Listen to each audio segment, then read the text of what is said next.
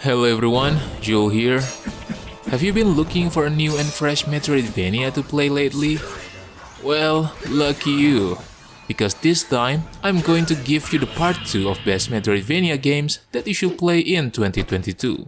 Hopefully, some of these games will be a good addition to your library. Alright then, let's get started.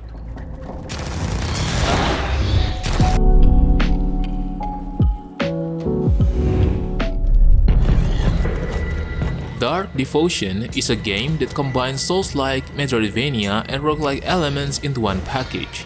Beneath the beautiful pixel art, anyone who has ever casually played a Souls title will at once notice a tapestry of elements that these games share in common. A steep learning curve, tough as nails combat, and dark fantasy lore. Unfortunately, the world design and story is not as good as other top-notch Metroidvania, and the control scheme are somewhat annoying to adapt at first. But if you can overcome all of that, this game is actually offers you an exciting challenges.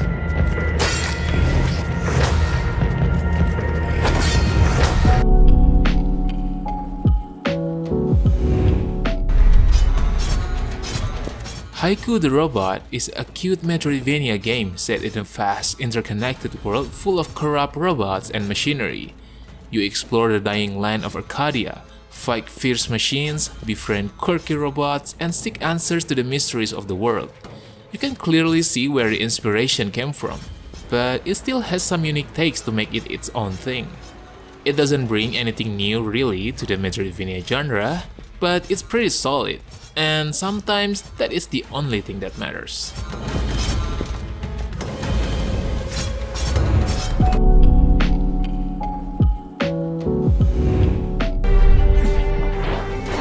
Minoria is a short yet delicate Metroidvania game.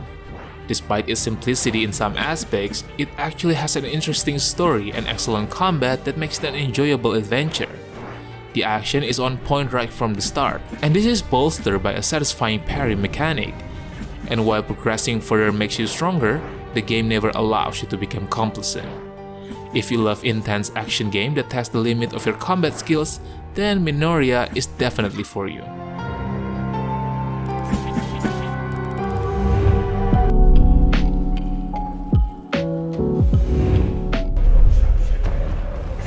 The industry may be drowning in Metroidvanias, but Sundered does enough to stand out from the crowd with its own flair.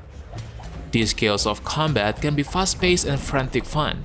It can feel a little unfair at times, but it's never unmanageable. The game also offers a strong progression system, which is a crucial part of Metroidvania, but unfortunately, the roguelike element can be somewhat of a letdown for anyone who just wants a pure Metroidvania experience.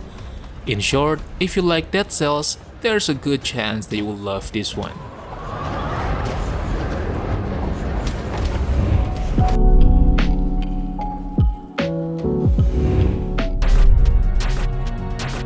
Momodora Reverie Under the Moonlight is a fine example of the Metroidvania subgenre.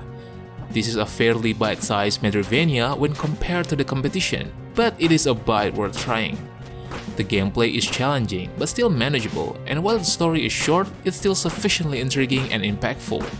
The world is also beautifully crafted.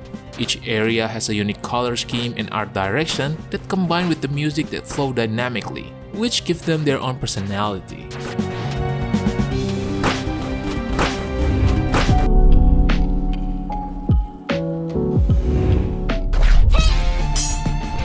Phoenotopia is a very beautiful looking game that does well at hiding its punishing difficulty. The casual players will find it very difficult to enjoy the later aspects of the game, where in truth the game is only gets easier. It's a game that feels fast and a slow burn experience for the patient gamer. The visuals and atmosphere at first seem standard as far as pixelated indie games go, but it does have more going on than it may initially suggest.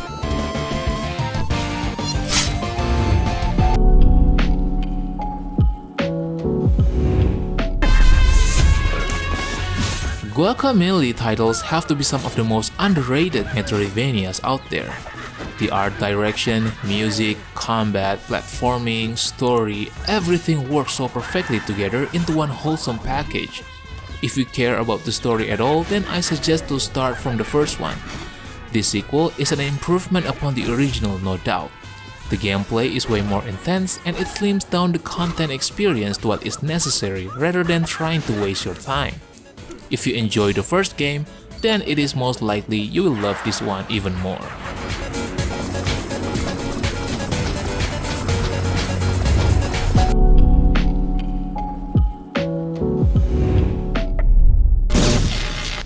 Steamworld Dig 2 is the perfect example of what all sequels should be, keeping the core elements which made the previous game brilliant and distinctive and improving the formula on almost every aspect. Unlike its predecessor, which had a randomly generated world, this game has a huge, fully designed game world filled with enemy encounters, puzzles, and lots of secrets. That being said, the game still follows the familiar formula of digging out treasure to sell and earn money to buy upgrades, which enables you to dig deeper and explore new areas. It might be a good idea to have played the first game because the story ties into the Steamworld universe, but if you don't care that much about lore, I would say this game can be enjoyed on its own as well.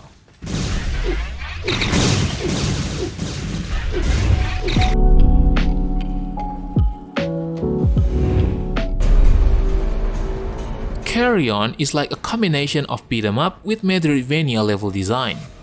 It is a power fantasy full of gore in which the protagonist can become a giant eater of men or a small and elusive mass. CARRION is a whole different Metroidvania. In here, you are the bad guy. You are the unstoppable force that terrorizing innocent bystanders.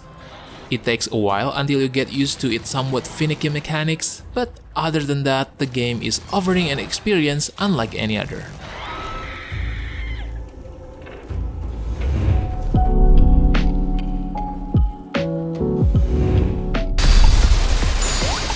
Rabi-Ribi is a fantastic Metroidvania that brings so much originality into a genre that's arguably a bit overdone at this point. The bullet hell boss battles are thrilling, the soundtrack is absolutely superb, and the RPG mechanics are really useful without being overwhelming. If you're worried that Rabi-Ribi might be too hard, the designers still have you covered. You are given 4 difficulty mode options from the outset, along with 2 different types of game progression. All in all, Rabi-Ribi is a remarkable accomplishment from a gameplay standpoint and is one of the most impressive offerings available on the market.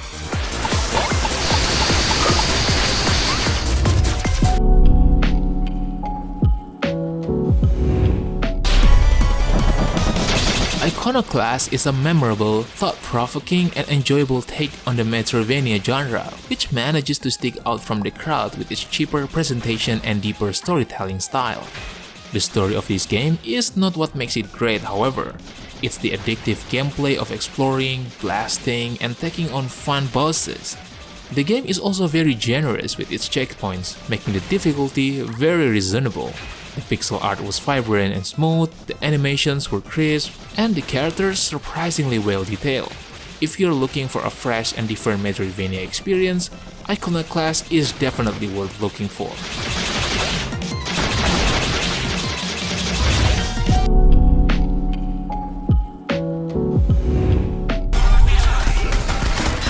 Strider is a great example of how you can reboot an old arcade game with modern sensibilities and still keep it true to its roots. Great boss fights, responsive controls, interesting level design, there are so many elements that make this side-scroller such an enjoyable Metroidvania. Platforming adds another layer to the formula. Players are often tasked at scaling buildings and flipping through deadly obstacles. Well, the repetitive environment and regular enemies is somewhat of a letdown, but it's just a minor issue and doesn't hinder the experience as a whole.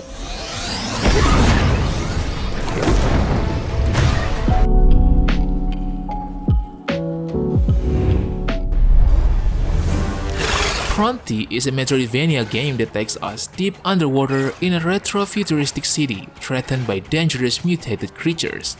The beautiful hand-drawn landscapes are sure to please Hollow Knight fans, but unlike Team Cherry's game, Pronty plays much like a twin-stick shooter. Like all good Metroidvanias, there's a huge interconnected map, with some areas only accessible once you have discovered a certain ability. I'm not sure why people are still sleeping on this game, but if you really want something fresh for your next Metroidvania, make sure to pick this up.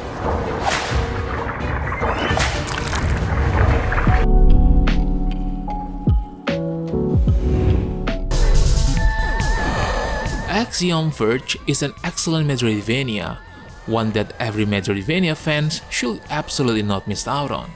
Creative gameplay and a compelling story blend together to create a fantastic game that does a great job of paying tribute to classics while doing something wholly new with the established formula. The game is endlessly creative with new enemies, weapons, and tools, making each new area a fun challenge to explore while giving plenty of reason to revisit the older ones. That being said, you could say that this is the closest thing to an actual Metroid game on PC.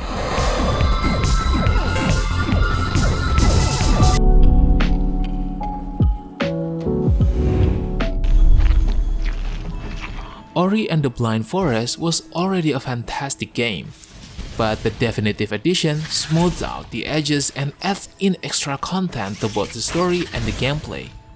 It has a gorgeous visuals and some sublime visual storytelling, and while the game doesn't necessarily set a new standard or innovate within the Metroidvania genre, but it does create an experience that is elevated by its otherwise stellar production values. If you just jump into the Metroidvania genre and found yourselves haven't played this one, please do yourself a favor and play this game. Alright boys, I think that's it for today. Sadly, I'm not Sir Gideon the All-Knowing, and I'm pretty sure there are still other good Metroidvania games that I haven't mentioned yet. So how about sharing your best Metroidvania games that probably deserve the spot in the comment section below. Don't forget to like the video and make sure to subscribe to the channel if you don't want to miss another great list. Thank you for watching and have a good day. Peace!